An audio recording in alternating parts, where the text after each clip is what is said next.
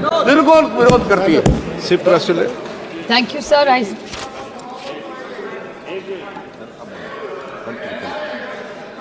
Sir, on behalf of the Nationalist Congress Party SP, I oppose the 129th Constitution Amendment Bill.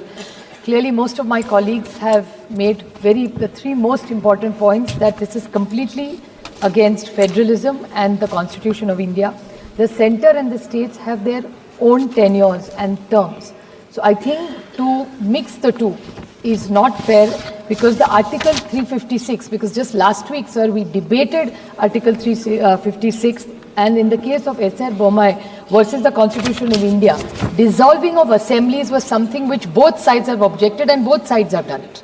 So if we object to this, why are we giving this authority to the Election Commission to dissolve assemblies who are elected for 5 years? So I think to break up these tenures is completely objectionable, and India is a union of states. Central government cannot. Cooperative federalism is something which we are so proud of. So I request the Honorable, the Government of India, either to withdraw the bill or send it to a joint parliamentary committee, so we have a detailed discussion, and we'll be happy to support as long as it comes to a joint parliamentary committee. Thank you, sir. संक्षिप्त में बोलना श्रीकांत जी, सब संक्षिप्त में बोलो भाई। धन्यवाद अध्यक्ष जी। आज मैं अपनी पार्टी दादा बेटी आपको मिला नहीं, इसलिए हमें भी आप वंचित मत कीजिए, बस एक्सप्रेस करना चाहते हैं हम भी। मैं आज अपनी पार्टी। माननीय अध्यक्ष जी, माननीय सदस्य बालू साहब ने कहा कि इसको जेपीसी को दे देना चाहिए। जब ये संविधान सुधार का विधेयक, संवैधानिक संशोधन जब कैबिनेट में चर्चा में आया, तब प्रधानमंत्री जी ने स्वयं मंशा व्यक्त करी थी कि इसको जेपीसी को देना चाहिए। इस पर विस्तृत चर्चा सभी स्तर पर होनी चाहिए। इसलिए मुझे लगता है कि इसमें सदन का ज्यादा समय जाया करे बगैर, अगर मंत्री जी कहते हैं कि इसको जेपीसी को सौंपने के लिए वो तैयार है, तो जेपीसी में सारी चर्चा होगी, और जब जेपीसी के रिपोर्ट के आधार पर कैबिनेट इसको पारित करेगी, तब भी फिर से चर्चा होनी है। तो मैं मानता हूं कि माननीय मंत्री जी अगर जेपीसी में रखने की इच्छा व्यक्त करते हैं, तो यहीं पर एक चीज समाप्त हो जाएगी। अध्यक्ष जी, जो ये चर्चा हुई है, इसका जवाब देने के बाद जो नियम 74 है, जिसमें मैं एप्रोप्रिएट जो मोशन ला करके और जेपीसी के गठन का प्रस्ताव निश्चित रूप से करूंगा, निश्चित रूप से जेपीसी के गठन का प्रस्ताव करूंगा। रूल 74 के तहत जेपीसी के गठन का प्रस्ताव है और सरकार की इच्छा भी है। श्रीकांत शिंदे जी संक्षिप्त में, मैं सबको बोलने का मौका दूंगा, लेकिन एक मिनट में अपनी बात करें, विषय पर समाप्त कर दे। आपके दल के लोगों ने डिटेल बोल दिया। श्रीकांत शिंदे जी, आज मैं अपनी पार्टी शिवसेना की तरफ से 129 कॉन्स्टिट्यूशन अमेंडमेंट बिल और यूनियन टेरिटरीज अमेंडमेंट बिल पर बोलने के लिए खड़ा हूँ। मैं शिवसेना और हमारे नेता एकनाथ शिंदे जी की तरफ से इस बिल का पूरी तरीके से समर्थन करता हूँ, और आज यहाँ पर विपक्ष वाले 6 महीने से हर एक मुद्दे को असंवैधानिक बताने की कोशिश यहाँ पर कर रहे हैं।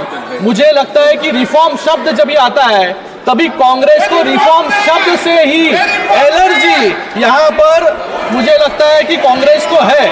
यहाँ पर सभी लोग संविधान की बात कर रहे हैं सर, हर एक व्यक्ति यहाँ पर उठकर संविधान समझा रहा है। मुझे लगता है, मैं इनको याद दिलाना चाहूंगा कि 1975 में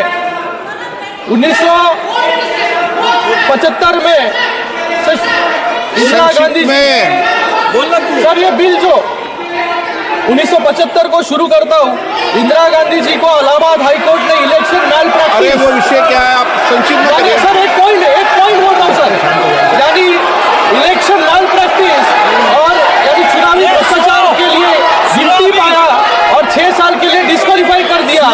उस जज के साथ कैसा व्यवहार हुआ ये पूरा देश यहाँ पर जानता है, और सिर्फ 3 दिन में 29वां संविधान संशोधन लाकर प्रधानमंत्री, राष्ट्रपति और Lok Sabha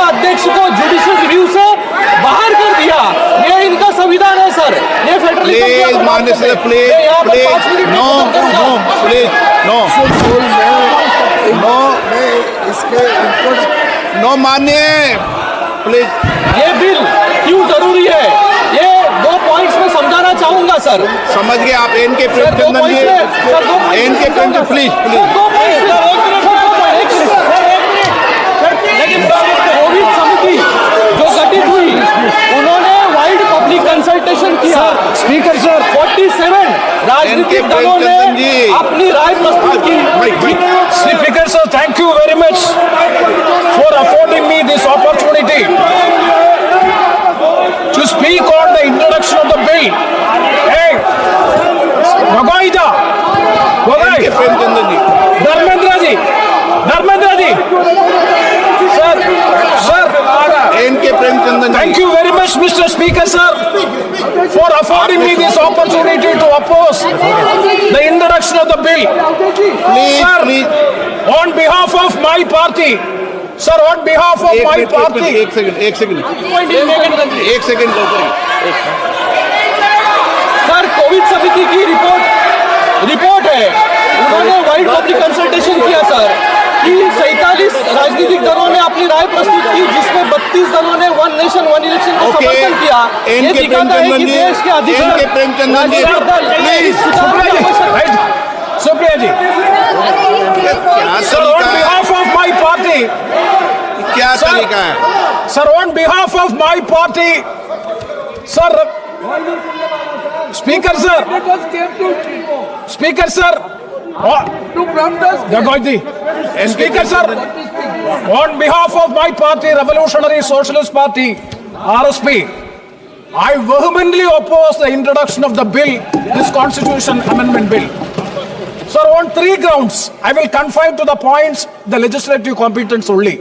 I fully associate with the observations made by, very crisply, he has made it in a very good sense. I fully associate with the submission made by Sri Manish Tiwari ji.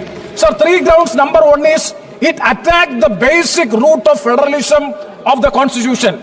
And number 2, the provisions of the bill are uncertain and not clear regarding the conduct of elections in the Legislative Assembly subsequent to the notification making the appointed date. And the third one is, the statement of objects and reasons are not satisfying the contents of the bill. And one more thing is there, Article 368, I will elucidate it further. Sir, regarding, sir, I will be fully within the scope. Sir, drastic structure